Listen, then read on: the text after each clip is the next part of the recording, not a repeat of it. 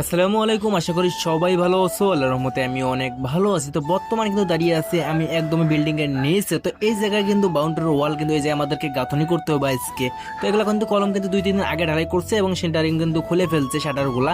তো আমরা কিন্তু মশলা তৈরি করার জন্য কিন্তু হেল্পারদের দিয়ে কিন্তু বালু ফেলে দিচ্ছি। তো হেল্পাররা এখন মশলা তৈরি করবে এবং আমরা এদিকে মাছা দেবো। মাছা দিয়ে হচ্ছে যে মাছার উপরে আমাদেরকে গাঁথনি করতে হইব। আমাদের কাজ করতে যে যন্ত্রগুলো লাগবে সমস্ত যন্ত্র কিন্তু ছাদের উপরে ছিল। তো সেখান থেকে কিন্তু আমরা সবগুলো কিন্তু নিচে নামাই ফেলছি। ড্রাম বলেন, টাগার এবং বেলচা, যেগুলো আমাদের কাজের যন্ত্র যেগুলো আছে, যেগুলো লাগবে পাট্টা মাট্টা সবগুলো কিন্তু আমরা নিচে নামাই ফেলছি।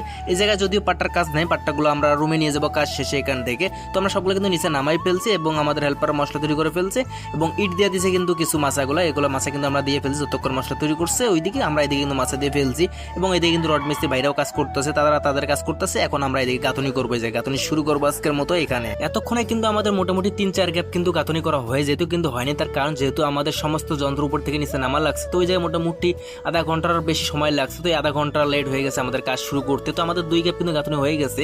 সাধারণ যারা আছে, যারা এই জায়গায় কাজ করছিল, অন্য মিস্ত্রি যারা কাজ করছিল, তারা কিন্তু 5-6 গ্যাপ করে কিন্তু গাঁথনি করছে, কিন্তু আমরা 7 গ্যাপ করে কিন্তু আমরা ছুটি করবো। আমরা টার্গেট নিয়ে নিচ্ছি। আমি সকালবেলা এসে কন্ট্রাক্টরে জিজ্ঞাসা যে ভাই এটা পুরোটাই কাটবো, আপনি কয় হাজিরা দেবেন? তিনি বলছে যে 1.5 হাজিরা নিও, যেহেতু 11 গ্যাপ আছে।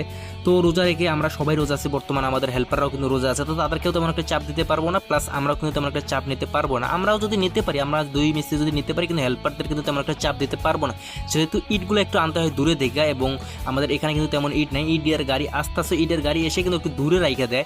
পেলোটোর দিয়ে হচ্ছে যে আমাদের এখানে কাজের এনে নিতে হয়, মানে কাজের গোড়ায় এনে নিতে হয়, কিন্তু তাদেরকে তেমন একটা চাপ দিতে পারবো না। যে কারণে আমরা 1 হাজারের কাজ 7টা গ্যাপ আমরা গাঁথনি করবো। এরপর হচ্ছে যে আমরা ছুটি করবো আজকের মতো। 4 গ্যাপ গাঁথনি করার পর হচ্ছে যে আমাদের কিন্তু মশলাটা শেষ হয়ে গেছিল। এরপর হচ্ছে যে নতুন করে কিন্তু আবারও আমাদের হেল্পাররা মশলা তৈরি করে ফেলছে এবং একটা হেল্পার কিন্তু ইট এনে দিয়েছে এই জায়গায়। তো এখন আমরা এই জায়গায় 5 নম্বর গ্যাপ কিন্তু আমরা গাঁথনি শুরু করবো এই জায়গায়।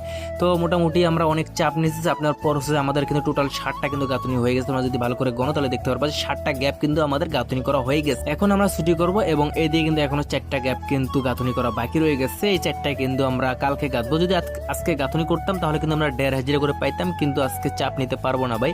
এখন প্রায় 1.5টা পার হয়ে গেছে, প্রায় 2টার কাছাকাছি। তো এখন আমরা ছুটি করব এবং এই জায়গায় যে মশলাগুলো আছে এগুলো এই জায়গায় রেখে দেবো। তার কারণ হচ্ছে যে এই জায়গায় কিন্তু কিছু লোক ঢালাই করবে। আমার ছোট ভাই আছে, ছোট ভাই এসে কিন্তু এরা ঢালাই করবে। তাদেরকে বলছিলাম যে মশলাগুলো নিয়ে তোমরা ঢালের মধ্যে মিক্স করে ঢালাই দিয়ে দিও। তারা বলছে ওকে ঠিক আছে, সমস্যা নাই। তো এখন আমরা যাবো রুমে গিয়ে হচ্ছে যে গোসল করবো। গোসল করে হচ্ছে যে আমরা একটু রেস্ট নেবো, যেহেতু রোজা আছে 4 জনে। হেল্পারদের অবস্থা তো খুবই খারাপ হয়ে গেছে। তার কারণ হচ্ছে ভাই একটু দূর থেকে হচ্ছে যে ইটগুলো আনা লাগে, আর ইটুবা কিন্তু মোটামুটি ভালোই পরিশ্রমের কাজ। তো তাদের অবস্থা খুবই খারাপ হয়ে গেছে। তো যাই হোক, আমরা গোসল করে একটু রেস্ট নিয়েছিলাম। রেস্ট নিয়ে কিন্তু ইফতারের সময় হয়ে গেছে এবং আমরা সবাই গিয়ে হচ্ছে যে ইফতার নিয়ে আসছি। আমরা মোটামুটি কিন্তু আমাদের রুমের যারা আছে প্রায় মোটামুটি 2-3 জন বাদে সবাই কিন্তু আমরা রোজা আছি এই জায়গায়।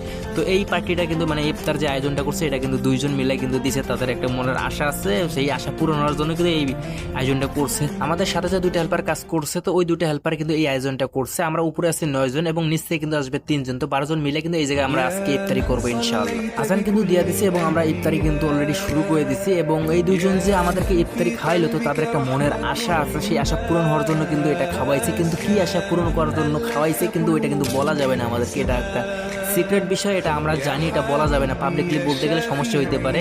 যাই হোক, তাদের মনের আশা যেন পূর্ণ হয়। শুধু যে আজকে আমরা এভাবে সবাই মিলে একসাথে ইফতারি করি তা না ভাই, আমরা প্রতিদিন আমরা একসাথে ইফতারি করি এবং সপ্তাহে যে আমাদের বিলটা আসে সেটা কিন্তু আমরা সবাই ভাগ করে নিয়ে সমানভাবে কিন্তু বিলটা দেই। আমরা যে জায়গায় কাজে যাই না কেন সবগুলা কিন্তু আমরা সেম বয়সেরই, তো এই কারণে আমাদের মজা একটু অন্যরকম হয়। তোমরা দেখতে পাচ্ছ সবাই কিন্তু সেম বয়সী, বেশি কিন্তু বয়স হবে না, তেমন কিন্তু কমও বয়স হবে না।